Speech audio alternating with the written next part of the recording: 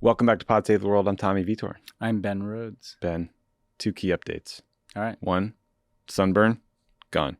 2, Boston Celtics are in the Eastern Conference Finals. Yeah. That was Jason Tatum, announcing he's a top 5 NBA player with some degree of authority. The man. Yeah. Marcus Smart, awesome. Jaylen Brown, awesome. It's such a likable Celtics team, which is so rare for a Boston sports team. I really like them. They're like hard to root against. Not since like the 2004 Red Sox has there been such a likable team. Don't sleep on Al Horford. I know. I like Al Horford. He single-handedly won one of those games for you guys. He played really well. It's exciting. But like for worldos here, Luka Doncic, that was insane.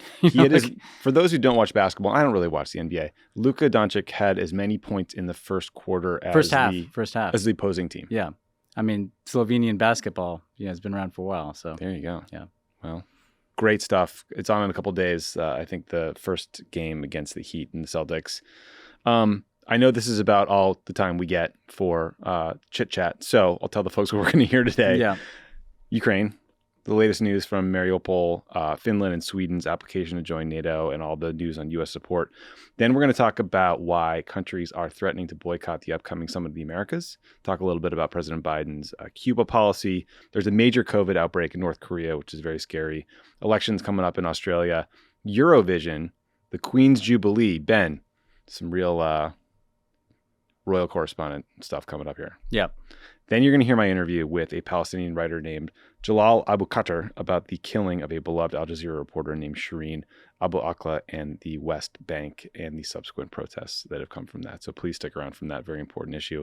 I think, honestly, Ben, it was a year ago, I think, we were talking about the evictions and the protests in Sheikh Jarrah, East Jerusalem, and in the West Bank. And now it's scary. It feels like a lot of these tensions are boiling over again. Yeah. I mean, I couldn't remember seeing a situation where it literally looked like the pallbearers were going to drop the casket because they're being attacked and beaten and assaulted by police who are from the government that may have had a role in killing her. Is really dark. Really so dark. I'm looking forward to hearing that interview. And frankly, you'll hear, I think, a lot of that darkness and sort of the hopelessness that comes from living in a situation like that, where this journalist who, she was the person that millions of Palestinians watched almost every day to get their news, and was just beloved and was seen as a kind person. She's a U.S. citizen as well, by the way, and was just gunned down. Which should factor more into the U.S. response, but It absolutely should. Okay, let's turn to some of the key updates from Ukraine. We'll do a little summary, then we'll talk about some of the stuff.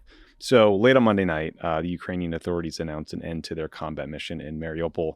That's the city in southeastern Ukraine that's been totally surrounded by Russian forces for weeks. The last pocket of Ukrainian resistance was holed up in the Azovstal steel plant, which is this massive industrial complex with miles of fortified underground tunnels. So I think about 100... So it sounds like about 250 injured fighters are going to surrender and get taken to either a medical facility or an area under Russian control, where the hope is that they'll then be returned to Ukraine as part of a prisoner swap with Russia. This is the third tranche of people released from the Azovstal plant. There could be hundreds, if not thousands more in there. The scary thing, Ben, is that some lawmakers in the Russian Duma are saying there should be no prison swaps and are calling for the death penalty for these fighters. So, I think we'll have to see how this plays out. Finland and Sweden confirmed on Tuesday that they will officially submit applications for NATO membership. Both countries have big professional militaries, and Finland shares an 800-plus mile border with Russia, so it's safe to say that this is not what Putin wanted. The Prime Minister of Sweden, the President of Finland are going to meet with Biden in Washington on Thursday. All existing NATO members would have to agree to admit them. Sounds like Prime Minister Erdogan of Turkey has expressed some opposition so far, but we'll see if that gets worked out.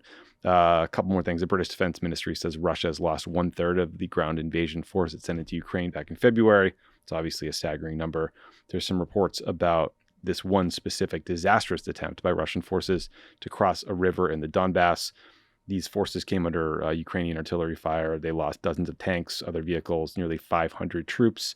There's reports that Putin himself is now directing troop movements in Ukraine. He might want to consider leaving that to the experts, because that doesn't end well. Yeah, well, this little vignette of the river crossing was so bad that, normally pro-Russian military bloggers in Russia are now criticizing the war effort. And then finally, Mitch McConnell made a surprise trip to Ukraine where he met with President Zelensky in Kyiv. I'm sure he was hoping to personally deliver the news that the Senate had passed this $40 billion tranche of aid for Ukraine, but Rand Paul had other ideas. He's holding it up still, so I don't know. Sorry, your caucus sucks. Mitch. Yeah, can't deliver your own caucus, Mitch. Such a strong leader. Yeah, good luck. Good luck wrangling those clowns. So, Ben, a bit of a roundup there. Let's start with this news about Finland and Sweden joining NATO. Did you see that Sergei Lavrov, the Russian foreign minister, said, he said, Finland and Sweden joining NATO, quote, makes no difference. It was like 3 weeks ago, I think, that Dmitry Medvedev was threatening to deploy nuclear weapons to the border if this happened. What do you think happened with this change? Yeah, well, I mean, I think that there's nothing they can do about it. And the reality is that comment like puts the lie to everything they said in the run up to the war about this being just about NATO, because the reality is if what they were complaining about was the encroachment of NATO on Russia's borders and that being unacceptable, Finland like doubles the border between NATO and Russia. And Finland and Sweden managed to be neutral throughout the entirety of the Cold War. Sweden managed to be neutral throughout World War II and World War I. So this is a seismic historical change in European security. Again, doubles the border, adds two very capable militaries to NATO. These are not, we collaborated with Nordic militaries more than some NATO member states in the Obama years. Like they're very capable. And the Erdogan thing is interesting to me because I don't take that seriously, because in the past, the pattern has been Erdogan expresses opposition to something, and NATO is a consensus organization, so everybody has to agree. I'm sure he's going to try to extract, and probably will, extract some transactional concession from the U.S. or NATO on some other issue he cares about. Well, yeah, he's mad about the treatment of Kurdish fighters by Sweden, I think. So this is what he's up to. It's not, I don't think this is like a game changer. I think that he's going to, he's been very skillful over the years at using his role as someone whose vote is necessary within NATO to extract some form of concession, or maybe to try to get the U.S. and other countries to look the other way at things that Erdogan is doing inside his borders, or to get some harder line on some Kurdish issue. So I think that he'll make noise, he'll squeeze something, but it looks like for all intents and purposes this is going forward. And if Russia's aims were in part to push back NATO from its borders and NATO enlargement, they've failed spectacularly and revealed that their interest never really was that. It was to try to take back Ukraine as part of some reconstitution of the Russian Empire. That's not working out as well either for them. No. And not to be outdone, on Monday, Putin gathered his little version of NATO, the Collective Security Treaty Organization, which includes Armenia, Kazakhstan, Kyrgyzstan, Tajikistan, and Belarus. Got them all together in Moscow, but only Belarus was vocally supportive of Putin's invasion of Ukraine, and actually, I think, criticized some of the others who were there. That was, I'm not sure that went to plan either. Yeah, it didn't go well for him. I mean, those other guys who were already like grim-faced apparatchik type leaders, but they literally looked like I looked before I walk in for like major dental surgery. Like they did not look happy to be there. And if the message Putin was trying to send is like he has his own team, like these guys didn't exactly look like they were, motivated to stand up to NATO. And the reality is what that reflects is like the Central Asian countries, they have a long history of Russian and Soviet subjugation. They may be corrupt, but their own publics and they themselves, I think, don't necessarily want to be in the same place that Georgia and Ukraine and to some extent Belarus have found themselves in, which is having Russia kind of carving up parts of their territory. So, I guess he showed he's the strongest member of that, whatever that, organization portends to be, but doesn't like what is the contribution of the Central Asian countries to the Ukrainian war effort? Zero. They're not doing anything to help Russia or support Russia. Not even helping them evade sanctions. Yeah, exactly. It's just Belarus that is in this, and that just shows you that Lukashenko is totally a lackey for Putin, which he has been for a while. It's interesting, these sort of cracks in Putin's armor, I think, have been visible to us since, day 3 of the invasion, but they're becoming more and more visible to the Russian people. I mean, on Monday, this military analyst, retired colonel, was on Russian state TV, and he basically dared to tell the truth and say the war was getting worse for Russia. He said, we are in total geopolitical isolation and the whole world is against us, adding that Russia's resources are now limited by sanctions and that Ukraine could field a 1 million man army if given enough weapons by the West. I mean, the failure is just like, even on Russian state TV, it seems to be breaking through. Yeah, and Putin feels like he's flailing. It feels like he's trying different justifications on almost a daily basis. He's trying different photo ops. Militarily, they're not making progress in the Donbass. I think people had thought that they might be able to consolidate their control over the parts of Luhansk and Donetsk that they held and then build out from that. They just haven't been able to do that. Again, to look at it from the other perspective, they have claimed more territory. Mariupol is, I think, the most problematic piece of this for Ukraine and the West, in that that's both a very significant population center, a former population center, tragically, but it also it connects southern Ukraine up to the parts of eastern Ukraine that Russia holds, and it's on the sea. So that to me is going to be the thing to watch. Is there an effort by Ukraine to retake Mariupol? Is there an effort by Ukraine to push Russia out of eastern Ukraine?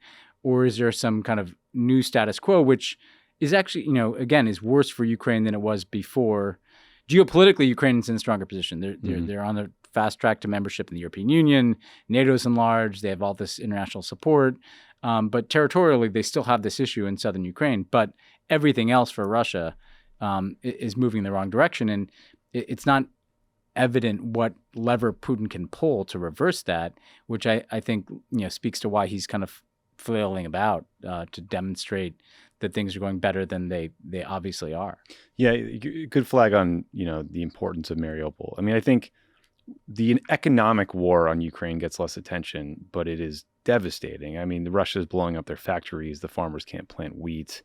Like you mentioned earlier, I mean, Russia is basically blockading all of Ukraine's Black Sea ports. So they can't get anything in and out. They have to go by rail all the way to the west through Europe. That's going to destroy their GDP. And causing the food crisis. You heard Wally at AMO last week saying that one big piece of this is how much wheat just can't get out of those ports. And that's hurting people around the world. I think I'm increasingly alarmed by this. I mean, low and middle income countries are in huge trouble. 14 million people are near starvation in the Horn of Africa. India, the second biggest wheat producer in the world, just banned exports of wheat. I mean, I have no idea where people are going to get food. Yeah. No, and this problem of countries hoarding, is the one that really has to be addressed, because when there start to be food shortages, what you'd like to see is countries adding wheat to the global market, adding foodstuffs to the global market. But it tends to be the habit of countries to do the opposite, and to say, if there are going to be shortages, we want to keep what we've got here. And that's what produces famine, and that's what drives up food prices. And so there's going to be a major effort through every international fora possible to try to reverse the instinct that countries have to hoard, and to try to introduce more wheat and other agricultural material to the market. And thus far, it hasn't happened. Frankly, hard for the U.S. as a country to scold others when we've been hoarding vaccines for the last couple of years. Yeah, well, there's that, Any other things about Ukraine you think we should talk about before we get to the summit? No, I mean, I think that, the reality is we're in this more protracted phase, right, where it's just going to be grinded out in Donbass, and just the kind of ongoing worry that does Putin lash out and do something dramatic, like use chemical weapons, something to try to reverse the momentum. He doesn't seem like he can reverse the momentum through conventional weapons. The only thing that jumped out to me too is that while there's this rightful narrative of Ukrainian military prowess, all the reports of what has happened in the parts of Ukraine where Russia, Bucha obviously got a lot of attention outside Kyiv, but these cities in eastern Ukraine and Mariupol, the accounts of people being deported into Russia, what has happened to those people? You're talking about tens and tens of thousands of people. That to me, I think, unfortunately, it feels like the darker scenarios are what have been unfolding, and we don't have a lot of visibility into that too. So that's something to watch. Yeah, I mean, God, Putin just directing troops down at a brigade level. That doesn't sound good.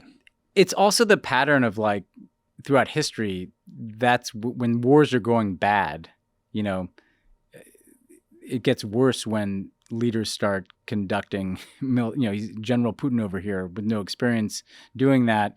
That tends to go bad. It feels like even that military operation across the river, again, with all the caveats that we're not military experts here, but from all the analysis I read, it's the kind of thing that made no sense that you do if you're so politically eager to just have some win, that you do something stupid like that. You're moving faster than you should. Mm-hmm. You're moving in a place that you shouldn't. Like, it feels like the Russian war effort is being driven by this desire to rack up some win, and that is really working against them and making their troops really vulnerable. And you have all the examples from history, whether it's like LBJ, directing bombing runs from the White House. It just doesn't work. It doesn't end well. LBJ picking targets in Vietnam. I mean, that's not gonna work. Okay, let's switch gears to the Summit of Americas because the Summit of Americas is happening in a few weeks. It's in our home turf here in Los Angeles. Come visit us if you're a listener.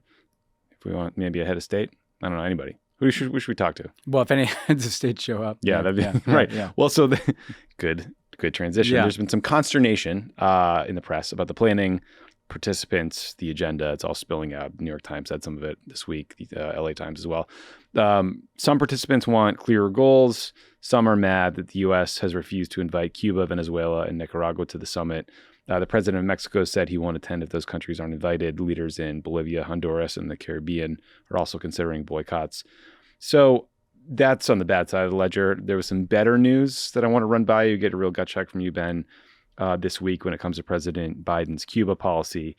They announced that the U.S. will restore flights to Cuban cities beyond Havana. So as of right now, I believe you can only fly to Havana, which is really tough if you want to go anywhere else. They're working to reestablish some family unification programs, allow group travel for educational or professional exchanges, and lift the cap on remittances. What do you think of this softening of Biden's Cuba policy and these summit issues? So, look, any step in a better direction is welcome. I'm glad that they've taken these steps. The most important ones are kind of restaffing our embassy and getting that up and running. And the family reunification is going to allow Cubans who've been separated between the United States and Cuba to, obviously be able to reconnect. That's important. Is that literally just like a matter of like having staff in the embassy to process visas? Beyond that, I was really disappointed. And let me explain why. The travel, this is group travel, right? Like, do you guys like charter planes for licensed travel when you go places? No. What we did in the Obama administration is we made it possible for anybody individually to go to Cuba for, quote, people-to-people purposes. So there was still a legislative travel ban, but like, if you visit someplace, it's a people-to-people purpose. Mm-hmm. So people could go to Cuba. And I met so many people who went to Cuba because of that. They did not do this. And let's be very clear, but like, you see the headline, it's like, authorizes travel. Mm-hmm. No, like it authorized like charter planes, right? It's not.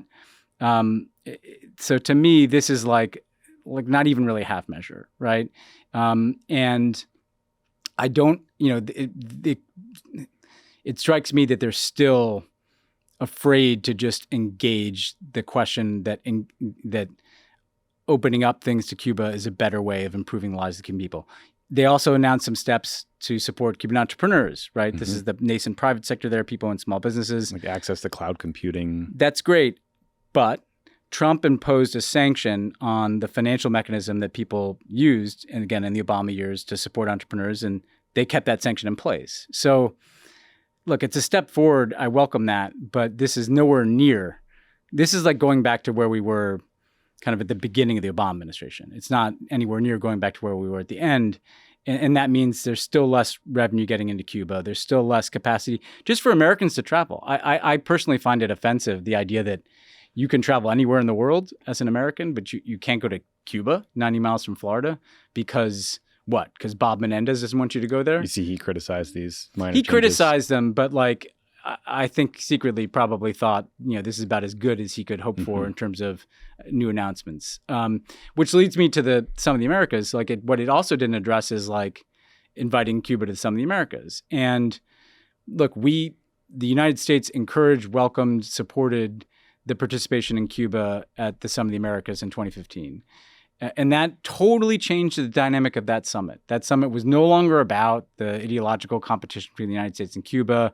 We could actually address a broad agenda. Everybody felt good about it in the hemisphere. Make no mistake, nobody in Latin America agrees with our Cuba policy. And so by continuing to suggest that we're going to use our hosting of the summit as a way to exclude Cuba, Venezuela, and Nicaragua, even if you don't like those governments, that step only works if you're isolating them.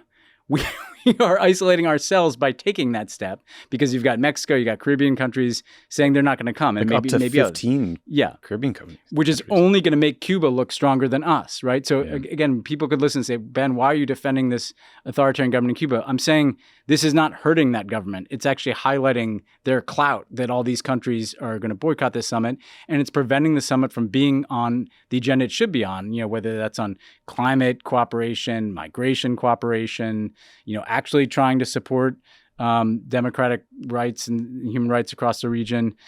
We're because our Latin America policy is about South Florida and Bob Menendez and not about Latin America. How would you feel like if you're looking at this even from a diaspora perspective, right? Like, what message does this send to like Mexican Americans? It's like we care so much about like our South Florida politics that we're willing to have the president of Mexico boycott the summit so that we don't piss off some people in South Florida. Like, it just doesn't make any sense. Yeah. And we got to stop wrapping ourselves around this axle. It's a huge missed opportunity, Tommy. Like, the Summit of the Americas only happens every 3 years. The U.S. only hosts the Summit of the Americas, I don't know, every 20 years.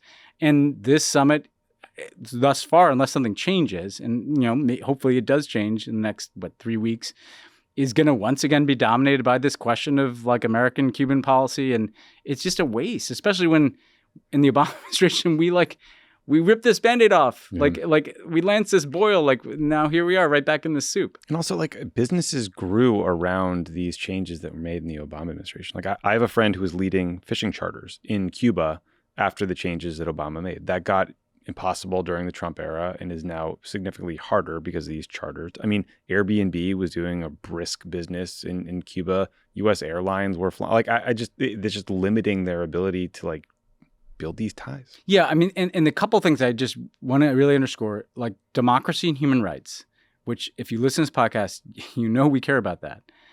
The human rights circumstance has gotten much worse since Trump rolled back the Obama policy. Right. Like that is an indisputable fact. Like human right, the not very good human rights circumstance in Cuba, but I would argue was improving, has gotten much worse since we did this. So it's not like this hard line on Cuba works. We tried it out for 60 years and hasn't worked.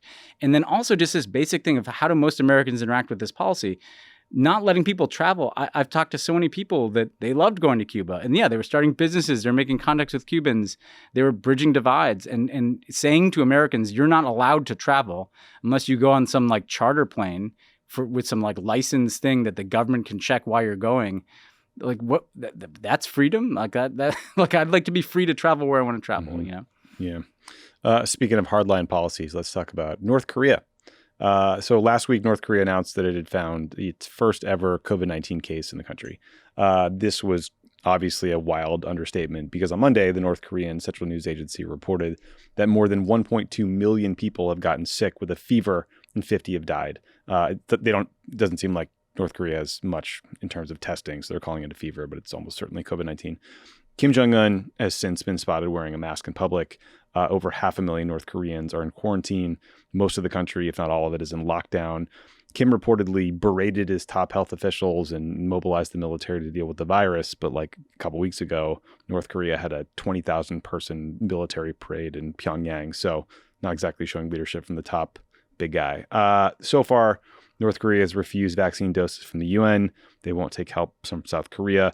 So Ben, this is just like, this is the worst case scenario. Yeah. I mean, unvaccinated population, rampant spread. So too late for vaccination. They need antivirals at this point.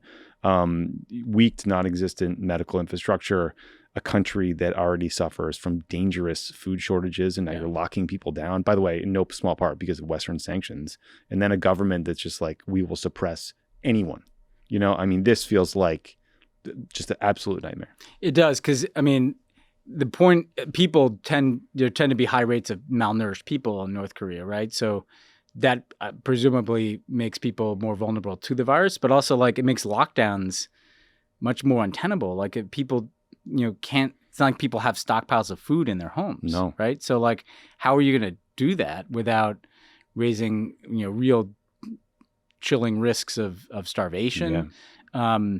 And Kim Jong-un seems like he's not the healthiest guy either. I mean, talk about someone who's for sure. I mean, I wonder if that's what freaked him out. Yeah, no, because he's got to be in the at-risk population here too.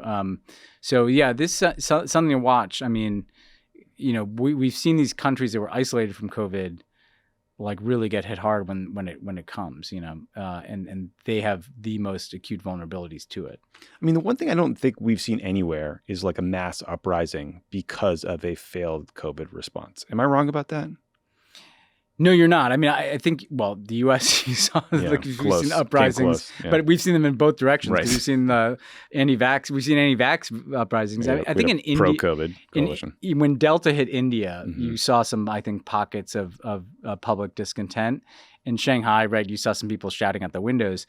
It is interesting, like whether there's anything that can break the kind of iron grip that the North Korean regime has on its people. Thus far, there hasn't been. It would be very interesting to see if lockdowns, precipitate that, because, this is not a place that can weather that. But we don't have a lot of insight. We, Pyongyang a little bit, but we don't really see what happens out in the North Korean countryside either. I also think the U.S. shut down pretty hard any suggestion that we might loosen sanctions to allow humanitarian relief, which is, I think, disappointing and a missed opportunity. Yeah, we should be doing that. Now, they might not take it anyway, but again, test the proposition. I mean, South Korea, again, I think has offered it. I mean, there's no reason not to offer them food assistance, medical assistance. Again, I think they tend to resist that, but here, I mean, we don't have any interest in ordinary North Koreans dying of starvation or COVID. No, not at all. Australia is going to the polls on May 21st. So we've got Prime Minister Scott Morrison from the Liberal National Coalition. It's very confusing with these foreign parties. These are not our liberals, yeah. Not our liberals. Yeah. By the way, he allegedly got drunk and pooped his pants in a McDonald's in 1997. Yes. Just never for forget. the record. Never forget. The other major candidate is Anthony Albanese, who's the former Deputy Prime Minister and Infrastructure Minister from the Labour Party. Small handful of smaller parties, some independent reps. The third biggest party is the Green Party. Here's some of the issues at play, Ben. We got massive income inequality. They are dealing with, the post-pandemic debt and economic challenges. There's sexism and misogyny that's rampant throughout government and business there. And Australia's relationship with China is looming large. President Xi Jinping is apparently, his face is in a bunch of attack ads now on buses and things. So it's very interesting. One reason that Americans should really, really, really care about this election is climate change. Yes. 2021, Australia had the highest greenhouse gas emissions from coal in the world on a per capita basis. Amazing. Scott Morrison's party has blocked all efforts to do something about climate change, basically, because they want to protect the mining industry. Labor hasn't been perfect on mining, especially in regions where there are a lot of coal mines, but it would be a huge improvement. But there's been a series of just horrific floods and fires that have drastically increased awareness and concern about climate change in opinion polls. So fingers crossed. Voting is compulsory for if you're over 18. So that's cool. We should try that out. And the party that wins needs 76 seats in the 151-member lower house to form a government. Anything you're watching for in this one besides, potential campaign I just want Scott Morrison. McDonald's? Yeah, I just want Scott Morrison to lose. I mean, this is a guy who, not only does he do shit about climate change, he literally went vacationing in Maui when the country was burning. Mm-hmm. And it's been almost I think around a decade that you've had the right wing party in there. I mean, they just need to change. Just for a lot of reasons, but for climate alone, there's a global interest here in Scott Morrison's defeat and making things better here. So we got some Australian worldos out there. Come on, guys, bring this one across the finish line. A couple recent elections where we thought Labor was getting close and it ended up being a depressing result. We're counting on you to do your part for the planet here. Never mind, obviously, yourselves.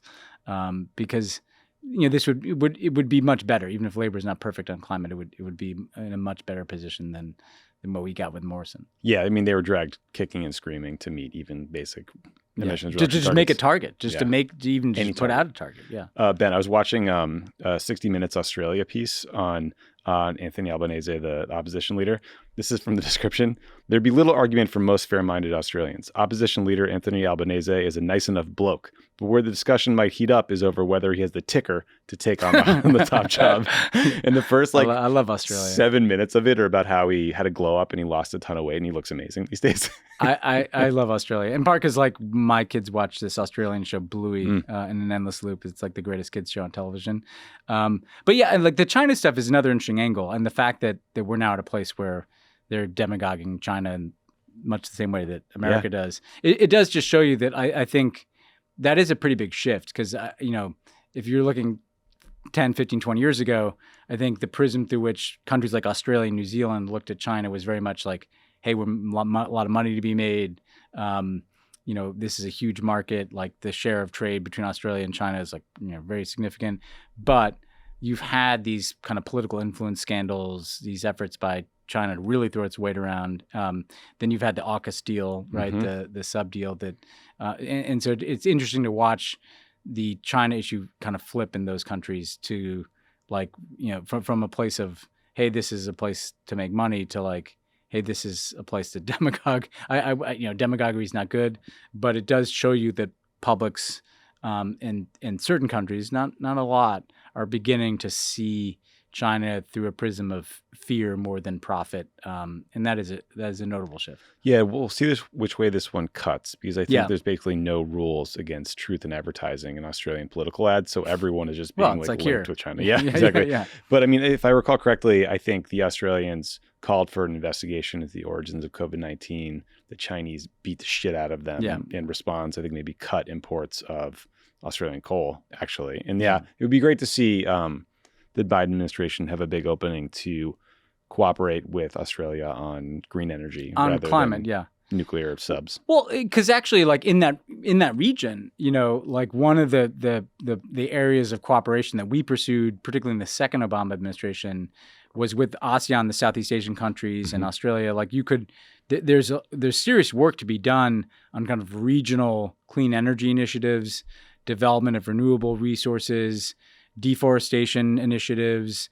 Australia has pretty tight relations with Indonesia and those ASEAN countries. So there is an affirmative agenda to pursue, collectively across the Asia Pacific on things like climate that are a lot easier done than when you've got Scott Morrison there. And yeah, you're right. Like we should be defining our cooperation in that region, and to some extent the contrast we draw with China's development policy, which is Belt Road Initiative, which is debt traps and Chinese infrastructure projects. We should be about renewable energy and like the types of things that promote more sustainable models of development. And it's harder to do that when one of your key partners is Scott Morrison. Yeah, that guy sucks. One more Ukraine thing. So Ukraine's Kalush Orchestra won the 2022 Eurovision Song Contest, which is this big international songwriting competition. The men in the group are some of the only adult men who have been allowed to leave Ukraine since the war started, and their victory was this, huge morale boost for the country in the war effort. They got a special video shout out from President Zelensky. The band's lead singer made a special appeal for help for Mariupol and the folks in the Azovstal steel complex during the competition. They are now planning to tour Europe to raise money for the Ukrainian army.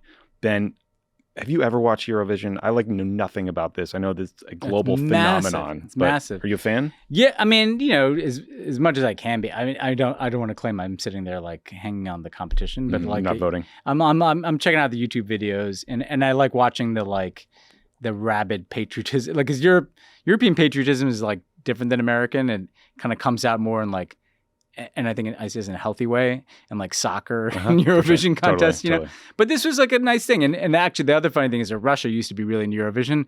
They were like very dismissive of this, they kind of had trashed the competition itself. That's bullshit. They used to be all in on this like everybody else, And the Mariupol focus, the degree to which, the people in the steel plant have become these kind of symbols of resistance is interesting. I mean, that's clearly something that Ukrainians are rallying around. And I mean, one thing we didn't cover in the military update, but like, them holding out, it did make it much more difficult for Russia to take Mariupol.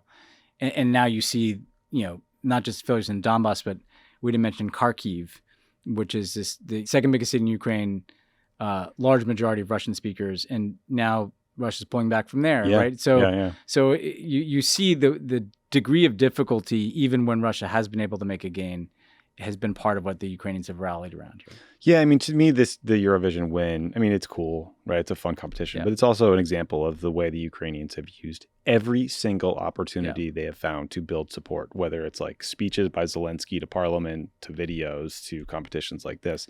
And also, I mean, back to your point about the Azovstal fighters, I mean, Zelensky has, I think, smartly and probably accurately built them up as like global heroes, like men and women who saved the war effort single-handedly by tying the Russians down in Mariupol. And I think he has this sort of like innate understanding that, like, you remember the ghost of Kyiv, that not at all true story about the fighter who shot down like 40 Russian jets. Like, but you need little heroes like that. You need stories. Well, and you make a really good point. Like they have the spectrum that they've mobilized. It's not just military, like the pop culture. I mean, again, this has become a cliche, but it is true. Like when you have a president who was working in television, and by the way, like his staff, like some of them were like producers on the television show, like they know spectacle, right? Totally. And they know what reaches people culturally. And what reaches people culturally is not politicians giving press conferences, it's Eurovision competitions or the dude giving a concert, like literally sitting in Chernobyl, right? There's a Ukrainian rock star doing that.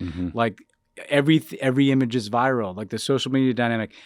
Tommy, I was talking to like a really awesome member of Congress, Jason Crow from Colorado the other day, who's like, like they're like Ukrainian government officials, like in my district, like making the case for Ukrainian aid. Like they know what they're doing in ways that I think we can all learn from in political campaigns. They do not restrict political campaigns, in this case, a campaign for assistance, to politicians. They enlist the kind of whole society and culture in it. We in U.S. politics spend way too much time fighting it out on cable news networks or Politico. And to your point, I mean, these guys are everywhere. Tweets and stuff, like they're in sports, they're in culture, they're in music. It's something we can learn from. Well, Ben, I'm sad to tell you that former National Security Advisor Michael Flynn is telling people not to listen to the media when it comes to the war in Ukraine because he knows the real truth, which is that, quote, "we are behind a fascist, corrupt country in an ungodly war." Dude was National Security Advisor. Yeah. Head of Defense Intelligence as well. Totally, until he got canned, I think he said that too, by the way, on the Stone Zone. No, it was Lindell. Oh, the Stone Zone on Lindell TV. yeah. So if I may make a recommendation for the next red pill of Tommy Vitor, the Stone Zone seems like something you might need to explore. I don't even know what that is. I assume it's a Roger Stone thing. If Mike Lindell sponsors it, the pillow guy, God damn it. It's some ecosystem there. A little QAnon adjacent, or not adjacent, like a little QAnon direct on target, I imagine. Maybe he is Q. What do we know? Yeah. Final thing for my royal correspondent friend. So we get some great news for all you monarchy heads out there. Queen Elizabeth II attended the final night of an equestrian extravaganza to celebrate her Platinum Jubilee. Some of you might be wondering, what the fuck is a Platinum Jubilee? Don't worry, I Googled it. It's basically a celebration of the 70th anniversary of her accession to the throne. So if you live in the UK, you get a 4-day weekend. That's sweet. There's a parade, there's a party, there's a pageant, lots of P words. There's a horse show that included 500 horses, 1,000 performers. For some reason, Tom Cruise was there. And according to the BBC, quote, "The Trinidad and Tobago Defense Forces Steel Drum Troupe performed a rhythmic version of ABBA's Dancing Queen, which the Queen appeared to enjoy." All right, that's the best thing. We just like to see her out there. I mean, there was some serious concern there when Charles showed up to give the Queen's speech. So good that she's still doing it. That's a big jubilee. I mean, she's had a bunch of jubilees. That's she's in territory with longest reigning monarch here. Queen Victoria, no more, I think, right? She's 96, right? Yeah. But what's Tom Cruise, was he promoting How do you feel about Top Gun Maverick? I mean, are you? Oh, I'll see it. You'll see it. I'll definitely see that. Yeah. Who are we kidding here? Yeah. I mean, I just think it's going to be a good movie. Airplanes are cool. Fighter jets are cool as hell. Yeah. No, I mean, I have no doubt it's good. I wonder if they're still in like the same was it 14s? I think it was like F-14 Tomcat or something. I was like a total Top Gun stan. Me too. Back in the day. I mean, I'm dating myself here. Great video game too. Yeah, like I was all in on Top Gun. I don't know how many times I saw that. And actually, I did the meathead college thing where you like sing "You've Lost That Loving Feeling" in the bar to some girl. That was more of a high school move. In, where I grew up. Freshman college. It happens. Yeah. Mistakes were made. Okay, we're going to take a quick break, and then you'll hear my interview with Jalal Abukhater about the killing of an Al Jazeera reporter named Shireen Abu Akleh in the West Bank and the subsequent violence at her funeral procession and what it means for the future of the Palestinian people. So stick around for that. I am very excited to welcome to the show Jalal Abukhater. He's a Palestinian writer and civil servant based in Jerusalem. Jalal, great to see you. Thanks for doing this. Thank you for having me, Tommy. So last week, a veteran journalist named Shireen Abu Akleh was killed while covering an Israeli military raid in the occupied West Bank. Al Jazeera her employer has said that the Israeli military deliberately targeted and killed her. The Israeli military initially tried to argue that Shireen had been shot by Palestinian militants, but they backtracked on that claim when it seems like essentially everyone who was there, including a lot of journalists, said that was not even physically possible. Can we just start by describing who Shireen is and how much she meant to so many Palestinians?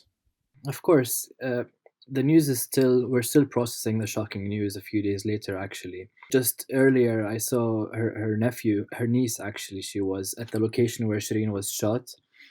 And I just saw it on a story, and I thought I was over the grief, the period, but no, it's still there. A lot of people don't understand that Shireen, she meant a lot to everyone, and the reason is because she was probably the first and the best for so many years, and as a person, she was like I don't want to. She was pure. She was a good soul. She was a happy person. She's a very positive spirit in many ways. And everyone who knew her, either from her work professionally, her colleagues, or family, or friends, everyone loved her. This was very obvious. So now it comes to every person. How did Shireen come into their life? And myself, for example, I can tell my own personal story. I was probably 7 or 8 years old in 2002 when there was a massive scale incursion by the Israeli military into the West Bank during the second Intifada. As a young child, I saw checkpoints coming up. I saw the roads being blocked. I saw tanks rolling on the streets, and there was curfew. Much of the time, I could watch from my window like helicopters or like F-16 jets firing and shooting. All of this was happening outside. I was still a young child, and I was still like getting a grasp of what's going on. I was very interested in the shape of the tank and the troop carriers and guns and bullets. Like that was very interesting for me. But I had no idea what's actually going on outside. Like every single other Palestinian child at the time, all over the West Bank and Jerusalem, probably more so in the West Bank, they didn't have an idea of what's going on outside. And that's when we go to the TV, and there was nothing but Al Jazeera Arabic. It was a very brand new channel, and there was no one but Shireen Abu Akleh and her colleague and boss Walid Al-Omari. They were the faces in every household. They were bringing us the news of what's going on outside. They were the window to what's going on in the West Bank. There was a lot of violence and horror. People kept hearing stories, but there was no one bringing us the news except Shireen at the time. She was just there by the tanks and the soldiers, and it looked scary. Like I would be wondering, like how is she not scared of being out there in the middle of this like really violent war? It looked like a really violent war from what I saw on TV. So we grew up with Shireen as that figure on the TV, that brave, courageous journalist who's doing all those stories and bringing us what was going on. 20 years ago, it was the Battle of Jenin or Jenin Massacre. It was a large campaign in Jenin, and there was no one there covering it but Shireen. So, to many people, that's when we first knew her. That's when she rose to become a star, an icon in our psyche, in our Palestinian psyche, and she inspired many of us in many ways as well. On top of her, her being brutally shot and killed. I mean, a lot of people, myself included, were then further shocked and horrified by the images of mourners being beaten by Israeli police at her funeral procession, including pallbearers carrying casket. I know you were there that day. Can you sort of describe what happened and what that was like? I was very I knew the day, Friday, for the funeral, it was going to be a tough day. I've been in Jerusalem. I've lived my whole life, born and raised. More recently, I'm more experienced in how the Israeli state suppresses everything Palestinian and the violence that they could do and commit in order to suppress any sign of Palestinian identity or existence in occupied Jerusalem. They want to portray Jerusalem as a not occupied, but actually capital of Israel. They want to show this unified one Jerusalem. But the reality on the ground, it's very much under occupation, where half the city is occupied and half the population of the city are not citizens of Israel. They are not able to vote. They are not participating in the state that governs every part and aspect of their life. They are occupied people, myself included. So I know that this occupier state, Israel, is willing to go to extremes to prevent any sight of this Palestinian identity. And unfortunately, we saw how far they would go during the funeral procession of Shireen Abu Akleh in Jerusalem. I still cannot get over the images, the footage. They wanted they attacked the procession in such a brutal way that I just felt, why would anyone commit such violence at a funeral? Why would they beat the pallbearers, which were obviously holding the caskets, and they were wanting to go on this procession? And the attack they received was so brutal and meaningless. I still don't understand how this violence could take place. I thought I had an idea. I thought I should probably go to the church where the funeral prayers would take place, and the hospital was about 5 kilometers away, or perhaps less actually, perhaps 3 kilometers away. So my dad, my sister, my brother, half my friends were at the hospital. They wanted to start the procession from there. So many Palestinians were at the hospital inside, saying last goodbye to Shireen and wanting to carry her coffin to the old city through Palestinian areas, by the way, all of Palestinian areas, from Sheikh Jarrah to the old city. It's just one street. And no one thought that the Israeli occupation state would go this far to prevent them from carrying the casket and going to the city. The violence we saw from inside the hospital and from the courtyards, the videos are still coming out. It's meaningless. It's brutal violence, and it just shows you that this reality under occupation is so brutal in every aspect. But they're doing it for one reason, because they know there won't be accountability. They've done it in the past. They will do it again probably. They know that they want to maintain this occupation at any cost, any means possible. And no one's looking at Israel and saying, "Oh, naughty Israel, you should be punished, you should be sanctioned, you should be facing some sort of consequence for your actions." So as long as Israel is acting in impunity, this sort of violence, the extreme versions of it, is still going to continue in Jerusalem. I mean, listen, this is an ignorant question, because I've never been to Sheikh Jarrah. I've never been to the West Bank. I've never been to these places. I know the sort of the Israeli police said that they were responding to rock throwing, but I also saw soldiers just ripping down Palestinian flags. I mean, was the latter, the issue of just this rule against raising a Palestinian flag sort of what set off some of these attacks on mourners? There's a few things to know. This funeral at the courtyards of the hospital, the claim that rocks were thrown is false. Whatever a crowd of mourners would do when they're attacked, when they're first being besieged and attacked, the Israeli police released videos of water bottles being thrown. That does not justify the brutal violence we saw, but the violence was beginning even before the bottles were thrown. The presence of an occupation force in huge numbers, and they are, by this whole procession, they are the ones who perpetrated this act. This act is attributed to the state of Israel, those troopers are the face of the Israeli occupation in East Jerusalem. So their presence there was provocative because they do not want to allow any nationalist, any nationalist chants or slogans or Palestinian flags being raised. But then she is a Palestinian icon, and she is respected by every Palestinian, and Palestinians in East Jerusalem are living under occupation, and it's within their right to mourn their icon in the most respectful way they deem possible. The flag was such a huge issue. Every day before the funeral procession took place, they were interrogating Shireen's brother. They brought him to the Shabak to interrogate him and tell him, we do not want the sight of flags. We do not want her coffin to be covered with a flag.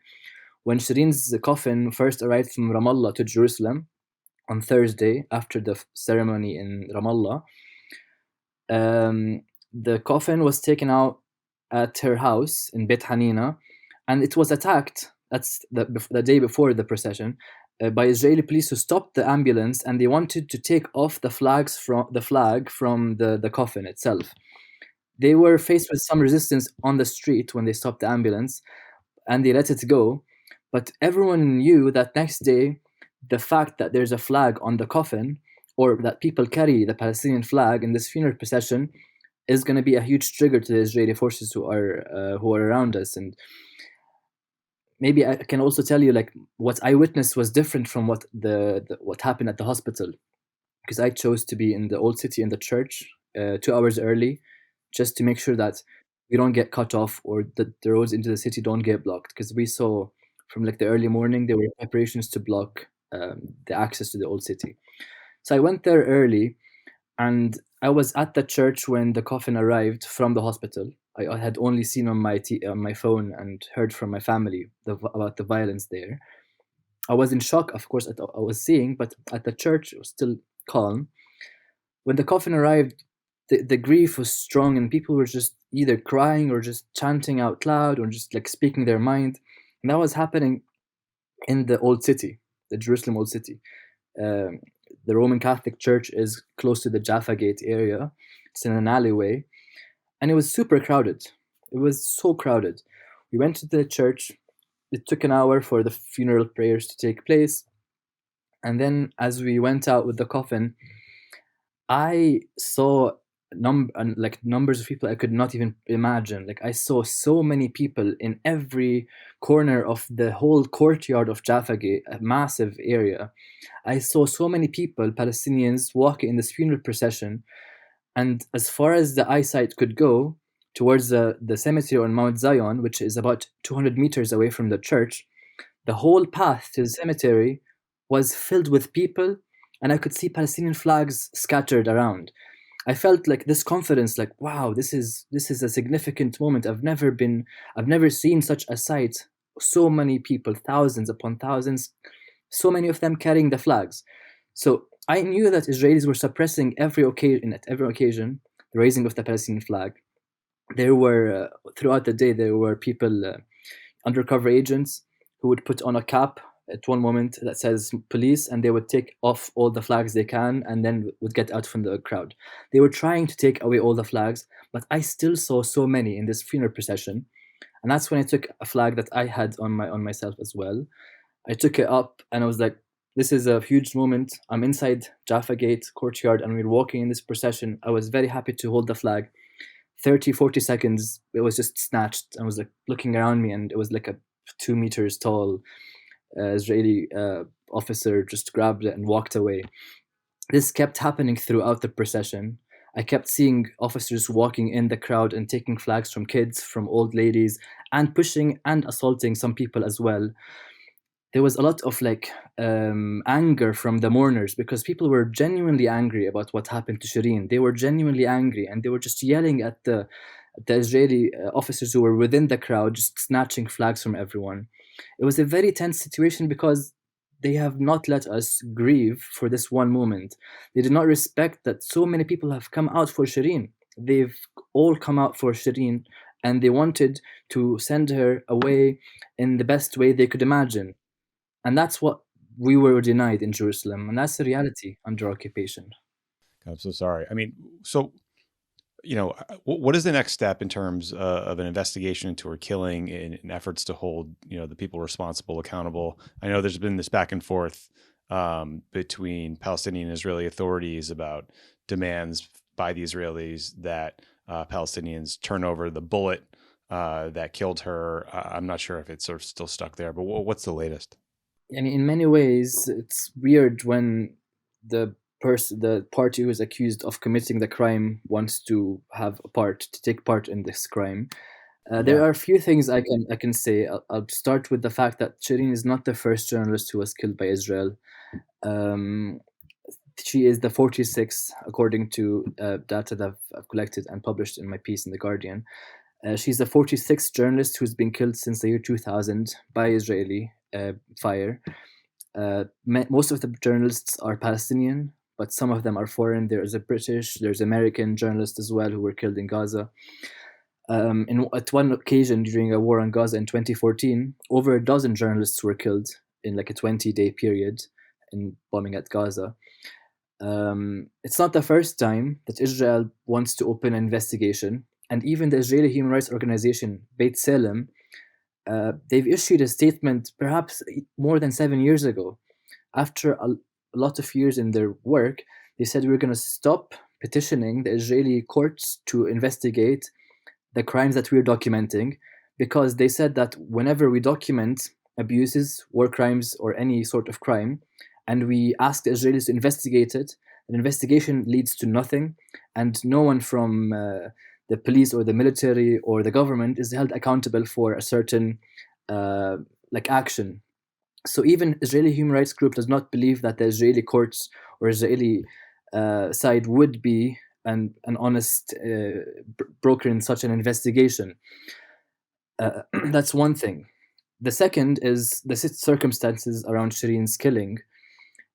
First, during the first day, of course, we had witness statements from the journalists, her colleagues who were around her, who all said the same thing about the location of the Israeli forces at the camp, about the fact they've chosen that spot for visibility and safety, far away from any clashes that could erupt between Palestinians and Israelis.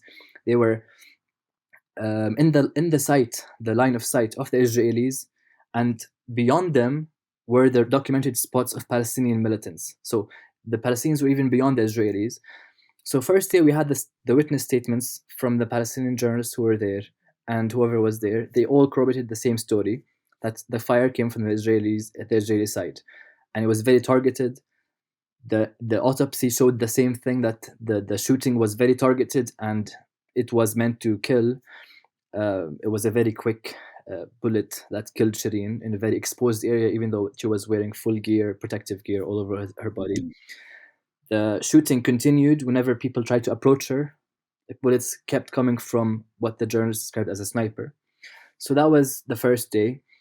We had researchers from Beit Salem, the Israeli human rights group, go down to the field the same day. The first thing they did was completely debunk the Israeli version of the events. The Israeli Ministry of Foreign Affairs, along with high-up government officials, shared a video at 8 a.m. when the news first broke to muddy the water. They shared a video of a Palestinian fighter or militant shooting in an alleyway. And they said Shireen could have died in Palestinian fire. It turned out 3-4 hours later that the video shared by the Israelis and the location where Shireen was killed had nothing to do with each other. The researchers went to the field and photographed the entire area of the camp. They did a video throughout the whole area to prove that the Israelis' information was meant to mislead. The Israelis first backtracked from that single video. They insisted they wanted the bullet. I think Bellingcat, it's American-based investigative journalism group, Bellingcat, they did an audio forensic analysis of the sound of the bullets that were hitting the journalist and the guy who tried to rescue Shireen, tried to pull her after she was shot. The analysis they did concluded what the Israelis had already said, that the bullets came from a distance and direction of where the Israelis were positioned in the camp. The same exact distance through the audio forensic analysis showed like 170, 180 meters away. The Israeli position was proven to be by Palestinians and Israeli military themselves. It was about 190 to 250 meters away. That's how far the bullet traveled that killed Shireen. And any presence or sighting of any Palestinian in that area from that morning was shown to be beyond the Israeli military. So there's plenty of evidence already out there, all pointing to the same thing. Even the Israelis are saying, they're backtracking now, and they're saying it's very likely that one of them had done this shot. They interrogated one soldier who said he had bad eyesight. He had shot and he was getting shot at, but that's all we've heard of this interrogation of a soldier. They haven't claimed responsibility, of course, but they said it's very likely that it could have been an Israeli bullet.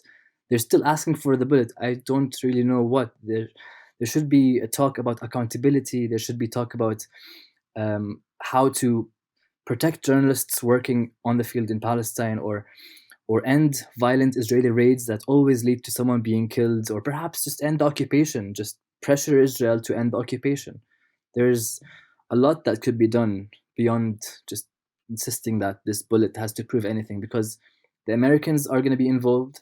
The Qataris, I think the PA has said Americans and Qataris are invited to be involved in the investigation, but they wouldn't hand this evidence to the Israeli side for them to analyze it. That wouldn't happen. Yeah, that wouldn't make a lot of sense. You mentioned the sort of international response. I mean, I know the U.S., the White House has condemned the killing. They've called on an investigation. I think, the U.S. is in a unique role here because Shireen was a U.S. citizen. The U.S. ambassador to Israel, Tom Nides, condemned the killing, called an investigation. Is that sufficient? I mean, what else would you like to see the U.S. and the international community actually do here? There is a lot. On an official diplomatic level, there could be support and not objection for the Palestinians seeking to go to the International Criminal Court to raise multiple cases against Israel. So far, the effort of the Palestinians is being blocked in every way possible. Political pressure is put on the Palestinians by the Americans, especially by the Americans, to not go to the ICC and to not seek international justice against Israel in a way to protect Israel, because it's a very easy case at the ICC. And there's been political pressure put on the PA to avoid doing that. At very simplest base level, I would call on all governments, especially the UK and the US, not to act against the PA when they go to the ICC. Actually support going to international justice. What's wrong with going to the ICC? A more ambitious expectation would be recognition for the Palestinians.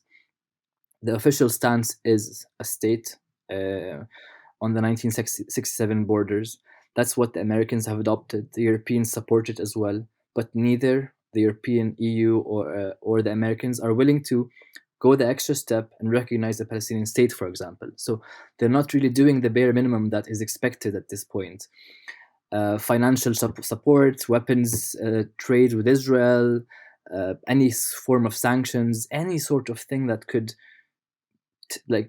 show Israel that, okay, maybe what they're doing is not good. Like, maybe stop committing all those abuses and there will be consequence. But no one is putting any consequences against Israel for the actions they've keep committing, actually. Yeah. So you're just looking for any incremental step towards accountability. Any step that makes sense. Yeah. Yeah. I mean, so, recently there have been a number of terrorist attacks on Israelis. I believe 19 have been killed. Those attacks were often followed by raids by Israeli security forces. Some people have suggested that those raids feel more like retribution at times than efforts to actually find individuals who committed these acts. Again, like, at the risk of sounding naive, like, when I the areas you're talking about, listeners might have heard about before, like Sheikh Jarrah, when there were evictions that led to protests that led to a full-scale war.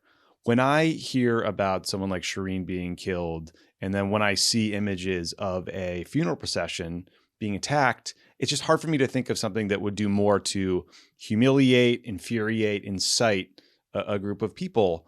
And I worry about, the prospect of this escalating into a full-scale conflict like we saw last year. How concerned are people about that kind of thing happening? It's a very hard thing for the Palestinians. I don't know how we do it. There is such lack of hope on the horizon. There's so much pessimism among Palestinians under occupation. Everyone feels this has gone for far too long, and every other year we're faced with the same exact news and stories. Every year we're hearing about mass expulsions somewhere, or raids elsewhere, a war on Gaza, a siege on Gaza that's been ongoing for 15 years. There's so much that Palestinians are facing daily. Every ride to work, every aspect of our lives in the West Bank and Jerusalem is controlled by Israel. Not only the physical checkpoints aspect, or like the fact that we can't build homes and naturally live in our territories, in our lands. We're so restricted in every way of life. There's so many things that I can't even list in this that are happening, that Palestinians are not feeling there's any hope that something better will come out in the future. They feel like, "Ugh, we've been saying this for 10, 20, 30, 40 years, and it keeps getting worse for us. It keeps getting worse." It's very sad that no one is willing to give Palestinians hope. For example, any kind of political support on a major level could make Palestinians feel like, oh, maybe something good can come out. Maybe there will be something good in the future. Like, you can't take away hope from such people who are living under occupation. And Amnesty came out, Human Rights Watch came out, and others have said this is apartheid between the river and the sea. The reports were damning. The evidence was there. Apartheid is happening, yet we feel no one is willing to even address that.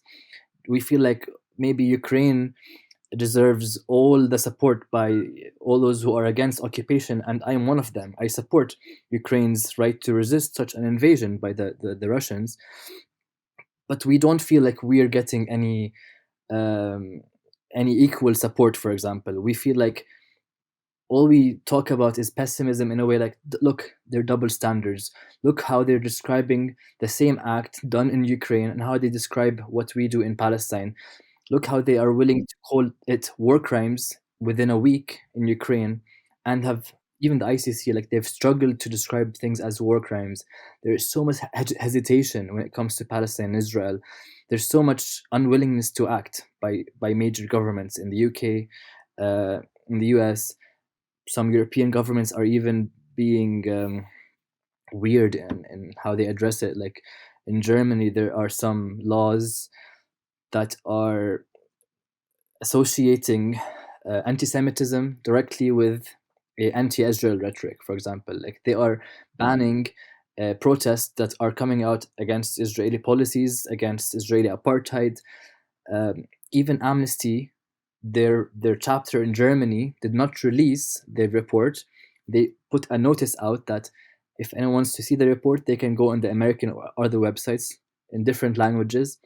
But Amnesty in Germany will refrain from releasing it in fear of stoking anti-Semitic strife in Germany. It's weird when we feel like no one is willing to even address what goes on in Palestine, just because of this historic guilt that the Germans do have. And I don't know about others in the Europe, like the UK is responsible in a way for what the situation is today, because they were the ones to hand over the country to Israel. They were the ones responsible for, in their mandate, the colonial period before 1948. There is a historic responsibility towards the Palestinian people that we feel no one is willing to undertake, and they are able to. Of course, they're able to. We've seen how they act with Ukraine, but they're just seemingly and very obviously not willing to act for Palestine, not willing to speak out against Israeli policies, not willing to stand up against apartheid in 21st century. Well, Jalal, I really appreciate you being willing to speak out and come on the show and help us understand this better. If people want to follow you, find your work, sort of read some of the articles you references, where should they go? You can find everything linked on Twitter, on my Twitter, Jalal AK_JOJO. Okay. I'll retweet that so folks can find it easily. Jalal Abukhater, thank you so much for joining the show today. I really appreciate your time and hope to talk soon. Thanks again to Jalal Abukhater for joining the show. Thanks to, Tom Cruise and all Jubilee fans. Yeah. I mean, thanks to the Trinidad Tobago, like marching band or whatever, like steel drum band doing ABBA. I love that too. I will say to people like, feeling a little pissed off by that interview, as you should. We're currently in an environment where like AIPAC is dumping tons of money in the primaries. I meant to bring this up. So I just want to put in a plug for Congressman Andy Levin, who's basically been on the receiving end of more AIPAC attack money than anybody else for just having fairly mainstream pro two-state solution positions. So let's talk about this more in the next episode, but might as well wing it again here. So is this DMFI money, the Democratic Majority for Israel? This is straight up, some of it's DMFI, but AIPAC created the super PAC, and it, it feels like the main function of the super PAC is to get into Democratic primaries. Yeah. And to, look, Andy got redistricted in with Haley Stevens, another Democratic member. This is less about her and just more about like the attacks he's been under just feel like a bunch of bullshit, particularly given the circumstances. He's been someone out there and trying to hold the Israeli government accountable for things like this, not taking like wild positions or anything. And they're coming down on him like a ton of bricks. So yeah, and so there's DMFI, which is the Democratic Majority for Israel, which is they call themselves a liberal super PAC, but they're funded by a bunch of Republican billionaires mostly, and they've been attacking a bunch of progressives in Pennsylvania. I think they went after Jamal Bowman back in the day. They attacked Bernie Sanders, Nina Turner, Jennifer Cisneros down in Texas. Yeah. So yeah, I mean that it's pretty ugly. Yeah, it's not even about Israel, pro-Israel issues in a lot of instances. Too. Yeah, and in the Michigan case, it's very much about Israel. Like, and this isn't even about like this is just like this is not what these primaries should be about. Like if they're left center primary fights, like that's fine and healthy for the Democratic Party. Like I don't know that this is how they should be decided. No, agreed. Okay, well that's all we got for this week, but we will talk to you next week. See ya.